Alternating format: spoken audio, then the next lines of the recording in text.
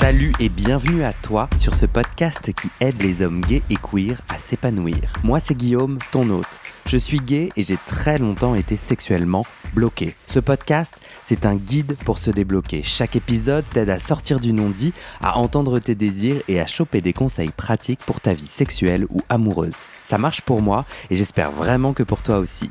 D'ailleurs, si tu veux que ce podcast continue, j'ai besoin de ton aide. Je cherche 400 auditeuristes qui donnent 5 € par mois pour que ça me fasse un gros SMIC. Bon, on est déjà à 70, j'utilise mes économies pour compenser, mais ça ne tiendra qu'un temps. Alors rejoins les 400 maintenant, lien dans le descriptif de cet épisode ou en tapant bit.ly/comment devenir. Tu y trouveras aussi mon Instagram pour voir ma tête, petit curieux, suivre les coulisses du podcast et le lien du Discord pour discuter entre auditeurs. Allez, place à ton épisode, bonne écoute. Gling, gling, gling, gling. Je fais tout pour attirer votre attention car je sais que vous êtes nombreux à sauter automatiquement l'intro. C'est mal. Non, je rigole. Je comprends. Ok, j'ai une annonce à vous faire. Le prochain épisode enregistré avec public à Paris, c'est le samedi 6 janvier. Et je te rappelle le concept, on se retrouve à une vingtaine d'auditeurs et 2 experts sexos. On prend le temps de se rencontrer, de se raconter hors micro par petits groupes. Puis on prend l'enjeu d'un auditeur volontaire pour échanger nos vécus et nos astuces pour une sexualité plus épanouie. Pour vous préinscrire, vous allez sur le site du podcast en tapant bit.ly/comment devenir dans le navigateur. D'ailleurs, sur ce site, tu trouveras aussi les infos sur les rencontres entre auditeurs qui s'organisent en ce moment même dans 7 villes en France, Paris, Lyon, Toulouse, Marseille, Nantes, Lille, Strasbourg, en Europe aussi, Bruxelles, Genève, Berlin et Madrid, et même à Montréal, ma ville étudiante chérie. Mais ça, c'est une autre histoire. Allez, je vous redonne le lien bit.ly/comment devenir et je vous souhaite une bonne écoute. Mathias, es-tu prêt ou pas ? Tu me regardes avec des yeux apeurés. Je suis prêt, ça y est. Deuxième épisode, deuxième partie de ton entretien. Pour la première, c'est l'épisode juste avant. Mathias, tu as écrit ce super livre, 4% en théorie. Merci. Que je ne vais pas représenter. Mais en gros, tu fais une enquête scientifique et intime sur pourquoi je suis gay, pourquoi on est gay. C'est ça. Dans le premier épisode, tu nous as raconté un peu la genèse du projet, comment ça t'a impacté toi en tant qu'homosexuel, toutes ces années de recherche. On est en train de lister les 4 infos. Donc on va pas tout divulgacher ce livre qu'il faut acheter avec la liaison dans un bon libraire indépendant, mais on va pas tout divulgacher, mais j'avais quand même envie de te dire, ok, 3 ou 4 infos que des hommes gays devraient savoir. J'aime bien que tu dises divulgacher déjà, c'est rare, ce respect de la langue française. Tu nous as dit la première, qui était l'effet grand frère. Ouais. Écoutez le premier épisode pour... C'est quoi ta deuxième fun fact ? J'ai été surpris de ça. Alors ça aussi c'est un truc à double tranchant, mais j'étais très surpris de me rendre compte. En gros, plus une personne croit que l'homosexualité est présente dès la naissance, moins elle est homophobe. Attends, répète doucement que je... Plus je crois que l'homosexualité est présente dès la naissance, moins je serai homophobe. Est inné, exactement. Donc, ouais, quand les gens se disent non, on est homosexuel. Voilà, NAIT, exactement. Ouais, alors en fait, du coup, je peux pas les taper. Il y a un peu de ça. Et ça, c'est statistique. Il y a des sondages qui sont faits tous les ans aux États-Unis. Et effectivement, on s'est rendu compte que ceux qui pensent que c'est dû à l'environnement ou à des raisons psychologiques vont être plus opposés aux droits des personnes du même sexe. Et ceux qui pensent que c'est inné vont être beaucoup plus ouverts aux droits des personnes du même sexe. Donc c'est à double tranchant parce qu'effectivement, un petit côté on peut pas me taper, c'est presque une excuse ou une justification. Genre, bon, je suis homosexuel, mais bon, c'est pas de ma faute. C'est là dès ma naissance, donc faut faire attention à ça parce que même si c'était de ma faute, et alors, est-ce que ça m'enlève le droit au bonheur ? Non. Donc voilà, c'est à double tranchant. Et même si c'était un choix, par exemple. Et j'ai envie de dire, je vais me faire l'avocat du diable. Et même si c'était une maladie. Bon, spoilers, divulgachage, comment on dit ? Divulgation. Ce n'est pas une maladie. Mais et même si en fait. Ouais, tu questionnes. Je veux dire, philosophique. Ouais. Est-ce que ça m'enlève le droit au bonheur, le droit à marcher main dans la main avec la personne que j'aime dans la rue ? Non, ça devrait pas en tout cas. Mm. Donc il faut faire attention à cet argument-là. Et en même temps, il y a un truc qui désamorce un peu facilement quand on dit... je vais mélanger le point 2 et le point 3 en même temps. C'est que, plus on pense que c'est inné, moins on est homophobe.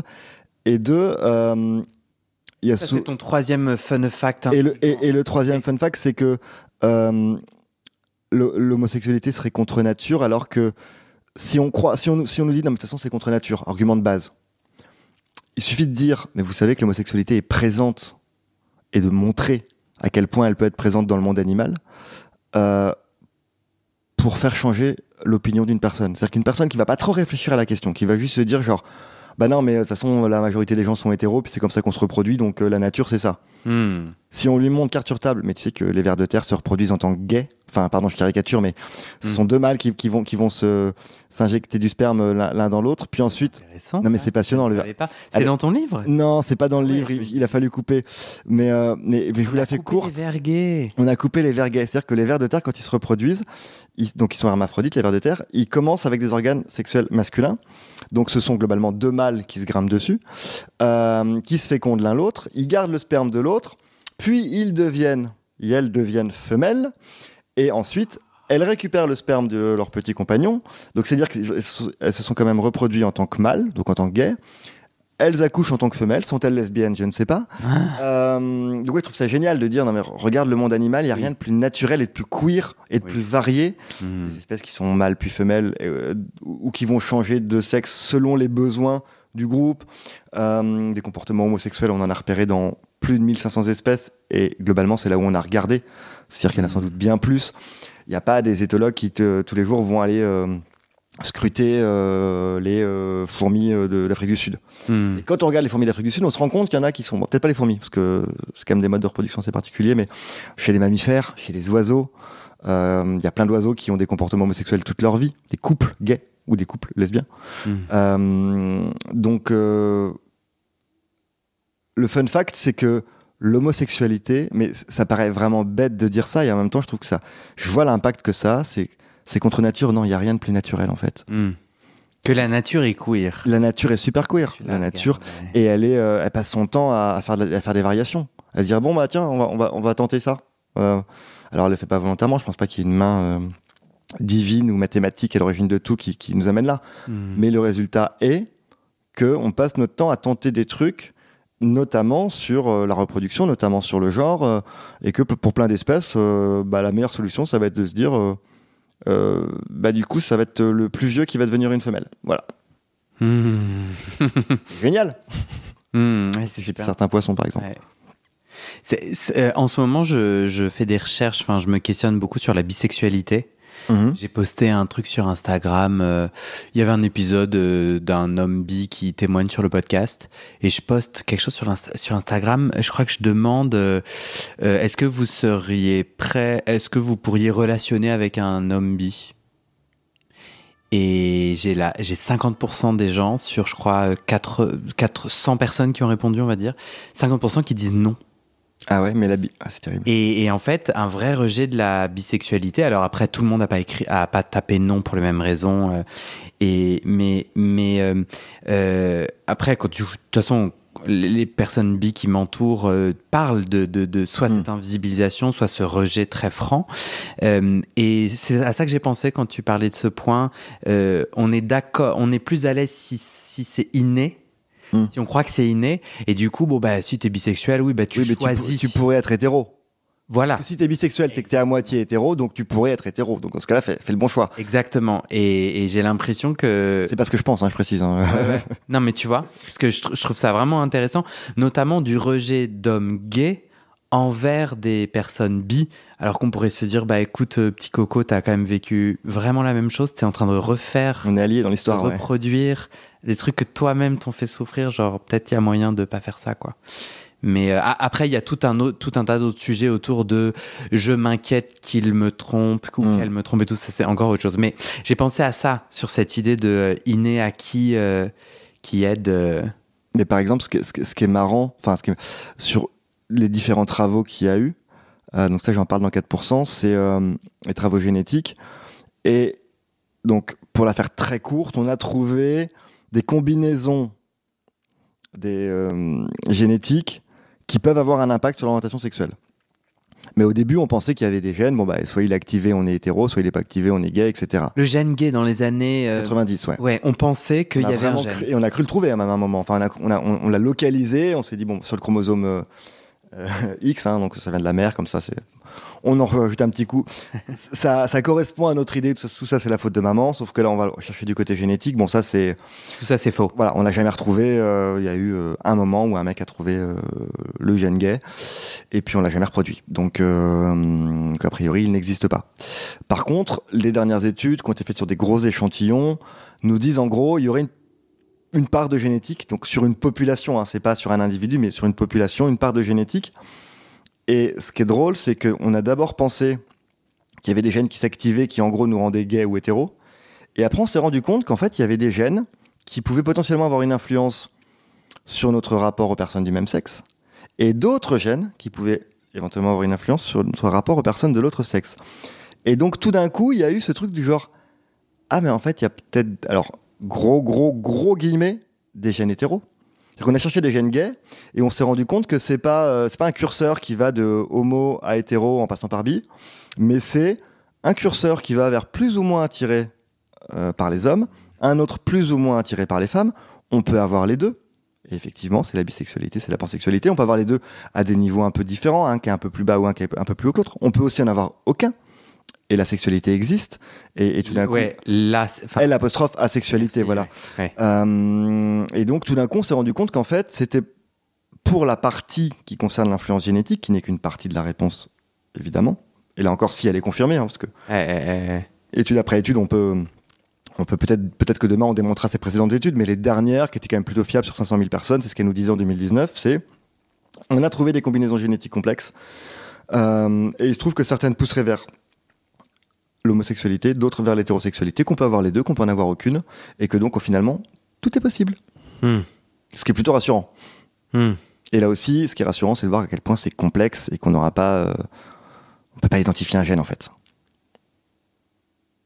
Je te sens dubitatif. Non. Penseur. Non, je pensais que tu étais en train de formuler ton idée d'après. Je me demandais, c'était ta troisième. Est-ce qu'il nous en reste une quatrième ? Peut-être, oui. C'est pas vraiment un fun fact. C'est un sad fact. Mais c'est un... Non, c'est un... Pourri fact. C'est un fact... C'est un fact optimiste. Super. Pas très fun. Je fais pas de montage et je suis content parce qu'elle restera, le facteur. Vas-y. C'est de rigoler. C'est avec plaisir. Je sais pas si t'as vraiment le choix, en vrai on n'est que deux. Non, vas-y, c'est quoi ton... Donc mon facteur, c'est que les thérapies de conversion, ça fonctionne pas. On le dit des fois, mais on trouve aussi plein d'études sur Internet qui nous disent que ça fonctionne. Et donc, c'est peut-être bien de le rappeler qu'il y a des effets, il y a des résultats aux thérapies de conversion. On va y revenir. On peut le dire d'ailleurs directement, il y a des effets.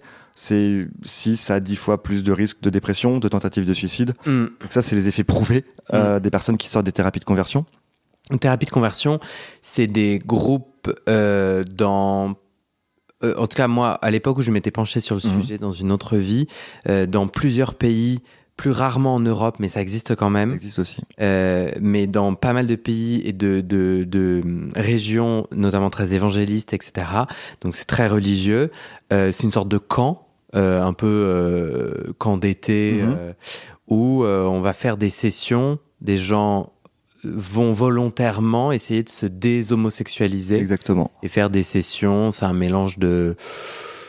Peut-être ils font des rondes. En l'occurrence, j'en avais intégré une pour un reportage. Et on a fait une ronde. Non, ça a été un point de départ du livre parce que tout d'un coup, je me suis retrouvé face à des gens qui donnaient aussi une théorie. Voilà pourquoi vous êtes homosexuel.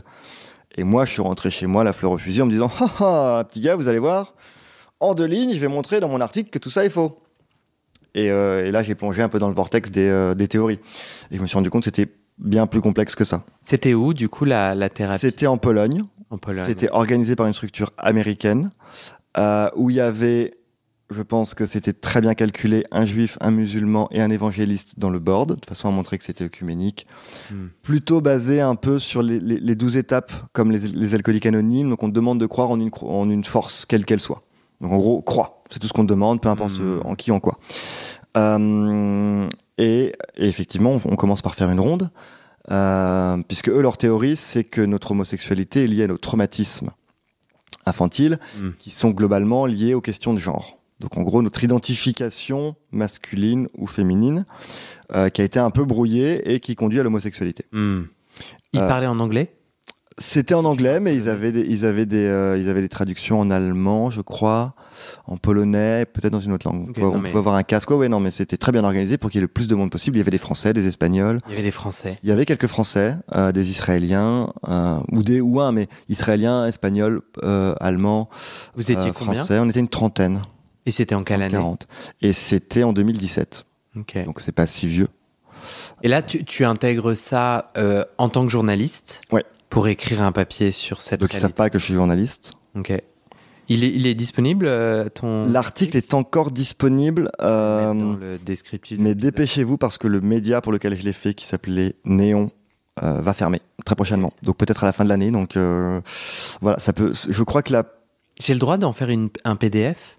Oui, oui, vas-y. Bon, je mettrai un PDF dans le descriptif de l'épisode. Non, c'est intéressant. Ouais. Je me rappelle, donc moi j'ai... Ça s'appelait Ils ont voulu me rendre hétéro. Ok. Sur Néon Mag, voilà. J'ai été militant pour les droits LGBT dans une asso et on avait fait des recherches sur Torrent de Vie en France, qui est une association qui semblait tourner autour de propos similaires sur votre sexualité est un poids, point d'interrogation, rejoignez-nous. Torrent de Vie existe encore aujourd'hui en France. Enfin, pourquoi t'es pas allé dans un groupe français ? En fait, je sais pas, c'est une bonne question. Je crois que quand j'ai commencé mes recherches, je suis tombé sur ce truc et j'avais pas encore entendu parler de Torrent de Vie. D'accord. Ensuite, j'ai voulu m'y intéresser un peu plus. J'avais une idée de livre avant celui-là, autour des thérapies de conversion. Et il y a un livre qui s'appelle Dieu est amour, je crois. Dieu est amour qui est sorti. Donc du coup, j'ai un peu abandonné mon projet parce que justement, ils ont intégré ces thérapies-là, qui elles sont un peu plus spirituelles. Il y a quand même beaucoup d'accompagnement avec un prêtre ou un accompagnateur spirituel. Et dans le bouquin, il y a un mec que j'interviewe qui lui a une association justement qui s'appelle Rien à guérir, qui lutte contre les thérapies de conversion, et il raconte qu'il a effectivement lui suivi une thérapie psychospirituelle. Donc c'est une espèce de bricolage avec de la psychogénéalogie. De la lecture de la Bible, un peu de psychologie, et le but était évidemment de chercher pourquoi il était gay, dans le but évidemment de le transformer. Mais moi je comprends assez bien des personnes gays qui sont en souffrance en fait, qui cherchent pas forcément qui cherchent à arrêter de souffrir, à avoir mal quoi, et qui peuvent être dépassés par une sexualité, enfin tu vois, on parle de pas mal de problèmes de chemsex ou d'addiction au sexe, c'est des gens qui peuvent dire bon moi j'ai un sujet à régler quoi. C'était ça, tu te souviens, les 30 participants en Pologne, ils venaient avec, t'as pu un peu leur parler ? Oui, on essayait d'échanger. Alors il y en a qui étaient évidemment très renfermés, je pense qu'il y en a un ou deux qui étaient là envoyés par leurs parents, ils avaient tout juste 18 ans, disons qu'on les sentait moins investis que les autres.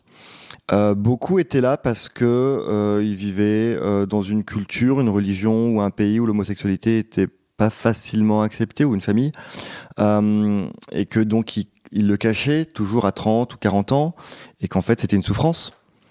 Cette double vie, parfois une vraie double vie, parfois une vie réelle et une vie fantasmée, mais dans tous les cas il y avait une vraie souffrance. Je pense à un qui était marié, 3 enfants, amoureux de sa femme, qui voulait pas tout foutre en l'air pour un mec, et qu'il se dit si je suis plus homo, le problème est réglé. Et d'autres pour qui le problème était la foi. C'est-à-dire que tout d'un coup, ils avaient une incompatibilité entre leur désir et leur foi. Donc les motivations étaient variées, mais c'était souvent une question de souffrance. C'est je n'arrive pas à être heureux en étant homosexuel, soit parce que j'arrive pas à vivre et à assumer mon homosexualité, soit parce que mon environnement m'en empêche. Et donc, le meilleur moyen, c'est de supprimer l'homosexualité. Et c'est un peu ce qu'ils parviennent à faire d'ailleurs. Parce que c'est un peu drôle, parce qu'on y va en se disant qu'on va devenir hétéro, globalement, pour caricaturer. Et on en ressort, et ils nous ont jamais dit qu'ils allaient nous rendre hétéros. Ils nous ont dit qu'ils vont nous aider à éteindre notre désir homo. Et effectivement, on peut apprendre à se mentir, on peut apprendre à enfouir un temps, à refouler des choses en nous. Est-ce qu'on y arrive ? Les faits. Voilà. Est-ce qu'à terme, ça peut être explosif, dangereux ou pas. Pour certains, oui, pour d'autres, non. Donc, il y en a qui, je pense, s'en sortent bien dans le sens où, s'ils ont réussi à refouler leur sexualité, bon, bah voilà, tu deviens asexuel, qu'un peu de bol, tu rentres dans les ordres, comme ça, t'es une bonne excuse. Et puis voilà. Bon, après, chacun gère ça comme il peut. Ça peut effectivement entraîner des névroses assez costauds. Pour d'autres, peut-être qu'ils vont réussir à le gérer. Voilà. Ça a duré combien de temps en Pologne ? C'était des sacs de 4 jours. Pendant 4 jours. Ouais. Ça a eu quel impact sur toi ? Enfin, tu y étais en tant que journaliste et tout, mais ça t'a pas rentré sous la peau ? Ils sont pervers.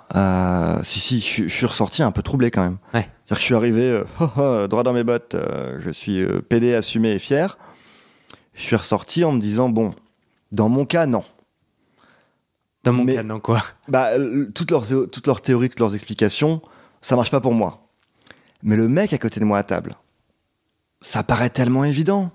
Genre, bah ouais, là, ça marche, la corrélation, on l'a fait. Tel traumatisme, tel truc. Il a été brutalisé ado. Enfin, c'est le cas que raconte souvent parce que c'est un gamin brutalisé quand il est à l'école, efféminé. Il a une prof qui le défend. Et aujourd'hui, il me dit, mon désir, c'est les femmes plutôt type mamie, qui ressemblent un peu à cette prof, et les mecs masculinité toxique, brutaux avec moi. Donc je reproduis, donc mon homosexualité vient de là. Et quand le mec te raconte ça, pendant une seconde, il me dit, bah si ça se trouve, ouais quoi. Ouais. Ouais, je suis d'accord. Qu'est-ce que j'en sais ? Ouais, ça a été une des raisons pour lesquelles tu t'es attelé au livre. C'est en fait, tu as voulu rencontrer toutes ces théories, notamment celles où tu sentais que toi-même tu pouvais glisser. Et je dis toi-même, mais du coup, toi, t'es pas un homosexuel de la dernière pluie. Ou en tout cas, il a plu hier. Non, il a pas plu hier, mais du coup. Non, mais tu vois ce que je veux dire, enfin, t'as une conscience, t'es aussi un peu militant ou très militant, je sais pas ce que tu veux en dire, etc. Mais t'as une conscience de ce que c'est d'être homosexuel, t'as fait un chemin, etc. Et si même toi, tu peux glisser, c'était intéressant dans le livre là, 4% de... C'était il y a 6 ans, et je pense que j'avais moins de conscience politique aussi. Et que c'est ce genre de trucs qui ont fait que ma conscience politique a mûri. Bon, ce sont évidemment aussi des rencontres, des combats, mais j'ai eu une période de ma vie où j'étais mon modèle, c'était un peu, je pense, d'être un homosexuel discret. Okay. Tu sais, un homo, pas un PD, pas un gay. Il y en a qui faisaient la distinction. C'est quoi la distinction ? Je crois que c'était... Homo, c'est que tu es très proche de la norme hétéro. Oui, voilà. On fait pas de vagues. On fait pas de vagues, on s'habille comme tout le monde. On a les mêmes codes, finalement. Oui. On pourrait presque croire que je suis hétéro. Exactement. Et d'ailleurs, je pousse au maximum pour qu'on le croie. Et d'ailleurs, je faisais pas gay. Maintenant, j'ai envie de faire gay, c'est différent. Mais ça me convenait parce que c'était un petit confort aussi. Et en même temps, c'était un confort un peu inconfortable parce qu'à l'intérieur, il y a un truc qui disait genre, mais là, il faut que je monte sur mon week-end. Et quand mon week-end a trop vrillé par rapport à celui d'un hétéro, je pouvais, voilà. Ouais, tu te mets à te taire. Ou... Ouais, j'étais dans une soirée techno-queer. Bah oui. J'ai fait un flan. C'est ça, je suis pédé, je peux pas dire autrement que de faire mon coming out parce que j'ai fait ce week-end. Ouais. Ou je fais la Pride, ou voilà. Oui, donc il y a 6 ans, certaines des théories résonnent, mais je trouve ça intéressant parce qu'en lisant ton bouquin et en lisant toutes les différentes théories qui sont étudiées aujourd'hui, en tout cas, toutes ne sont pas là, parce que vous avez coupé. Oui, on a beaucoup coupé, ouais. Mais quand même, il y a pas mal de théories où moi, en lisant, je me disais, ouais, je pense que c'est vrai. Enfin, j'avais mon cerveau qui me voyait, tu vois, moi en tant qu'homosexuel, donc j'ai pas d'exemple là concret, mais tu vois, la théorie décrivait un homosexuel, ceci et cela, je suis c'est moi, voilà. Ouais. Ou bien, genre, les traumas, c'est moi. Tu vois, et notamment, moi, enfant, j'étais fasciné par les talons aiguilles et les rouges à lèvres de ma grand-mère. Mm-hmm. Et donc, à un moment donné, je crois que tu le mentionnes dans le bouquin et tout, j'étais, voilà. Et donc c'est intéressant, enfin ces théories-là, même moi, homosexuel plus âgé, qui un peu aguerri, quoi, qui suis plus dans cette question-là de pourquoi je suis gay, je vois que mon cerveau a quand même certaines histoires ancrées, histoires et théories sur lesquelles se fondent ce dont on parlait là, les thérapies de conversion. C'est ça, c'est qu'elles glissent sur un peu. En fait, on trouvera forcément quelque chose qui colle dans nos vies à une théorie. Ouais. toujours, si on cherche bien, on trouvera toujours une névrose, on trouvera toujours un traumatisme, on trouvera toujours un rapport particulier au père ou à la mère. Parce qu'on a tous un rapport particulier à notre père ou à notre mère. Le père absent, t'es homosexuel. Oui, père absent, mère omniprésente, mère qui te couve, t'es homosexuel. Or, il se trouve que dans nos sociétés, la mère présente dans le foyer et le père plus absent, c'est un truc qui date quand même d'il y a un bout de temps, qui est quand même assez répandu, et ça a quand même fait des belles générations d'hétéros. Donc, si c'est ça, ça suffit pas. Et moi, au début, j'y ai pensé. Ma mère m'a dit, par exemple, elle s'est arrêtée de travailler pour moi quand elle m'a eu. Pendant 3 ans, elle s'est occupée de moi. Et donc, ah bah oui, mais je me suis pas arrêté pour ton frère, il est hétéro, ton grand frère. Et toi, je m'arrête et t'es gay.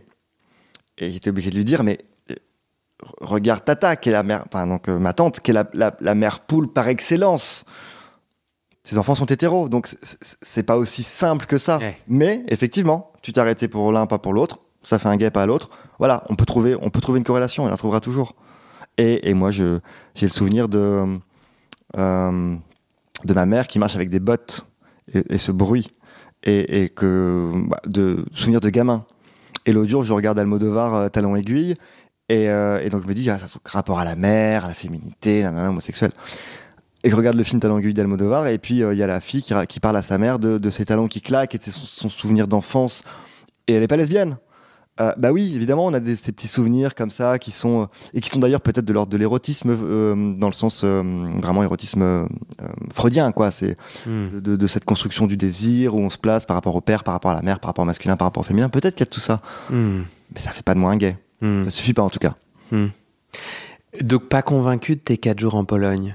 Non, pas convaincu de mes 4 jours en Pologne, mais troublé parce qu'on finit par se poser des questions, parce que tu te prends quand même le malheur de beaucoup de gens. En pleine face. Beaucoup de gens autour de moi, je pense, étaient malheureux de leur situation. Et que c'est assez simple d'arriver de ma position où moi, je suis journaliste parisien.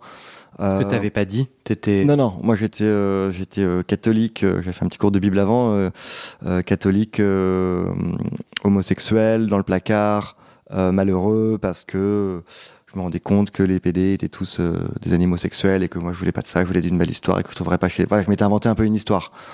Que les gens ont à peu près cru jusqu'au jour où on m'a demandé mon WhatsApp le dernier jour où je suis un peu flippé. Mais... Parce que du coup... Parce qu'il y avait mon vrai nom dessus et moi j'avais une fausse carte d'identité donc c'était un faux nom donc je me suis dit genre... Et t'as fait comment ? Je suis allé chercher mon téléphone et le temps de donner mon numéro de téléphone, j'ai changé mon nom sur WhatsApp. Et j'ai appelé Bertrand Denis pendant quelques mois avant de bloquer les gens. Ok. Parce que tu leur as jamais dit ? Non. Pourquoi ?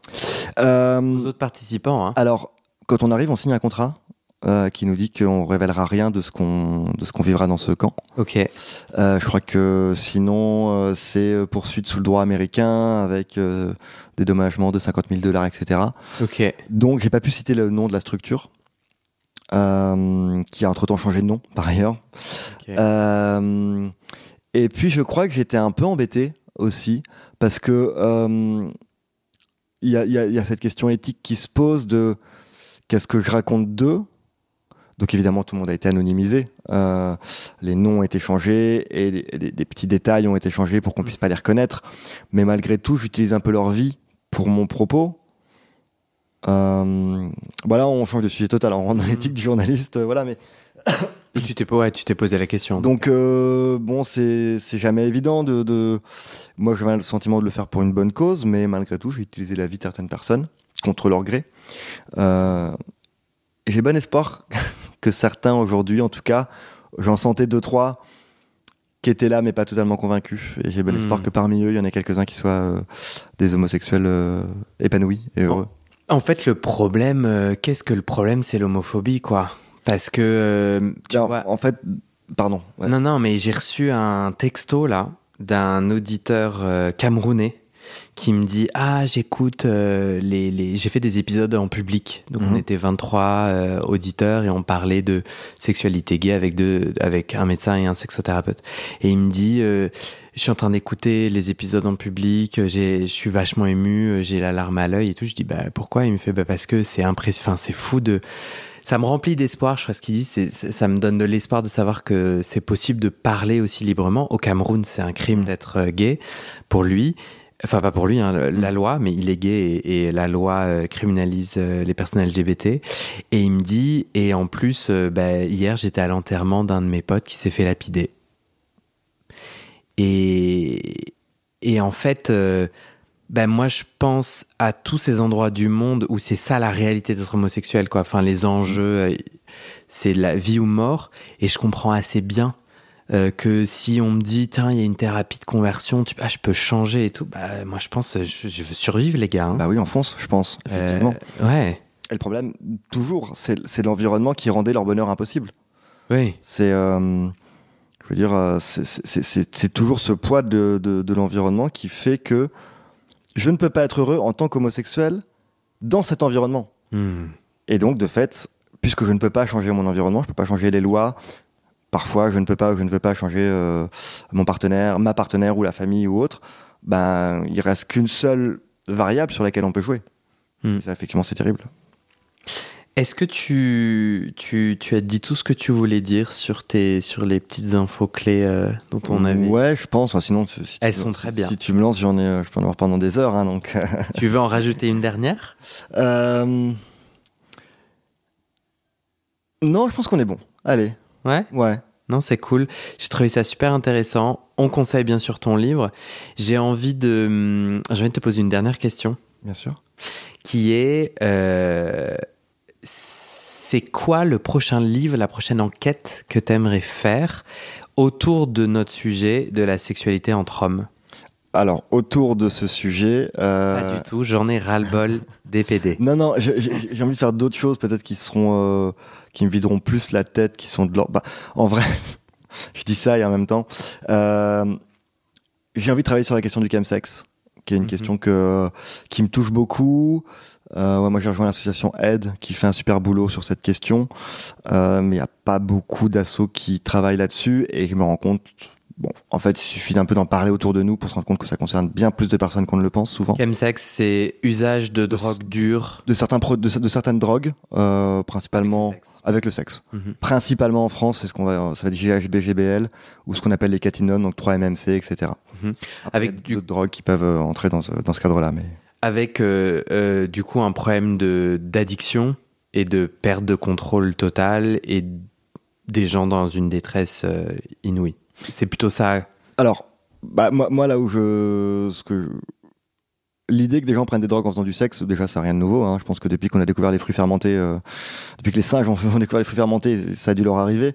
Donc c'est pas en soi le problème, c'est qu'effectivement, pour certains, alors certains vont dire 30% des publics, d'autres vont dire 70%, je n'ai pas le chiffre, mais pour une partie des consommateurs, en tout cas, il y a un danger.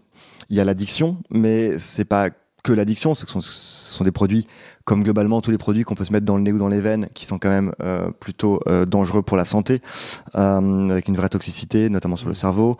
Ça peut avoir des conséquences sociales, comme quand on rentre dans n'importe quel cycle de consommation effrénée de psychostimulants, sur la capacité à aller travailler, la capacité à garder ses amis, parce que souvent, du lundi au jeudi, on ramasse, puis si on remet ça le vendredi, on perd un peu le premier groupe d'amis. C'est pas grave, on en a retrouvé un deuxième, sauf que le moment où on veut quitter cette pratique... Un deuxième autour du chemsex. On quitte ça, des conséquences sur la sexualité. Et toi, justement, tu ferais une enquête sur quel axe, quel sujet? C'est pour ça que je la fais pas, parce que je sais pas comment prendre ce truc. Pour l'instant, je travaille à mon tout petit niveau, en participant de temps en temps à des groupes de parole chez Aide, au Spot Beaumarchais. Contactez Aide, c'est des groupes de parole très ouverts. L'idée, c'est juste, si vous êtes abstinent, d'aller dans un groupe avec d'autres abstinents, et si vous l'êtes pas, juste de pouvoir discuter, de poser des questions, de faire le point entre des gens avec d'autres personnes qui sont concernées. Et après, l'idée, c'est de faire quelque chose qui soit utile pour la communauté, et pas stigmatisant, parce que si c'est juste pour dire vous allez mourir, ça marche pas très bien, ça aide pas. Et pas voyeuriste, et en même temps, moi, ce que j'aime, c'est raconter la vie des gens. Donc je sais pas comment faire ça. Donc pour l'instant, c'est un sujet qui est en stand-by, mais si je devais traiter autour des questions d'homosexualité, c'est évidemment ce sujet-là qui me parle. Top. Merci Mathias. Merci beaucoup à toi. Tu as une dernière bafouille? Non. Moi, la mienne, c'est de rappeler le titre de ton livre, 4% en théorie, 3 petits points, aux éditions Goutte d'Or. Et qui fait un super cadeau de Noël, comme tu l'as dit. Un très bon cadeau de Noël. Mais comme ce podcast n'est pas temporairement figé, il y a des gens qui nous écoutent peut-être en juillet. Et peut-être qu'il y a quelqu'un dont c'est l'anniversaire. Ça fait une très bonne lecture d'été aussi. Oui, mais on peut se l'offrir à soi et on peut offrir à... Bon, ok, on a compris. Merci Mathias. Merci à toi.